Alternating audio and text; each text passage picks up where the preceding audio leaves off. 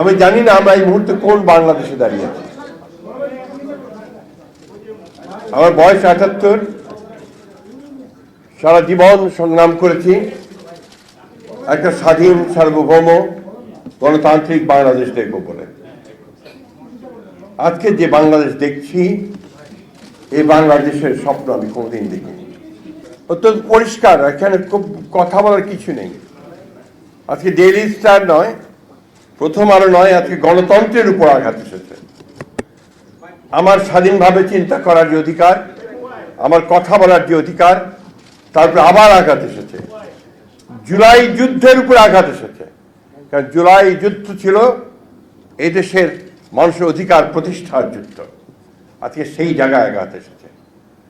তাই আমি আমার অনুরোধ আপনাদের কাছে, কোনো রাজনৈতিক চিন্তা দল নয়, সংগঠন নয়, সকল গণতান্ত্রিকামী মানুষের এখন এক হওয়ার সময় এসে গেছে।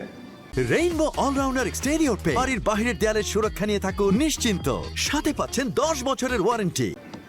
আমরা যারা অন্ধকার থেকে আলোতে আসতে চাই, আমরা যারা আমাদের বাংলাদেশকে সত্যিকার অর্থেই একটা স্বাধীন সার্বভৌম গণতান্ত্রিক বাংলাদেশ হিসেবে দেখতে চাই, তাদেরকে আজকে শুধু সচেতন হলে চলবে না, রুখে দাঁড়াতে হবে। এখন রুখে দাঁড়ানোর সময় এসে গেছে। আমি আপনাদের আহ্বান জানাবো, শুধু এখানে এসে একাত্মতা ঘোষণা করা নয়, মানববন্ধন করে সংহতি প্রকাশ করা নয়, আজকে সর্বক্ষেত্রে সর্বশক্তি নিয়ে আপনারা যারা বাংলাদেশকে ভালোবাসেন তারা সবাই ঐক্যবদ্ধ হন। এই অপশক্তিকে রুখে দিতে হবে।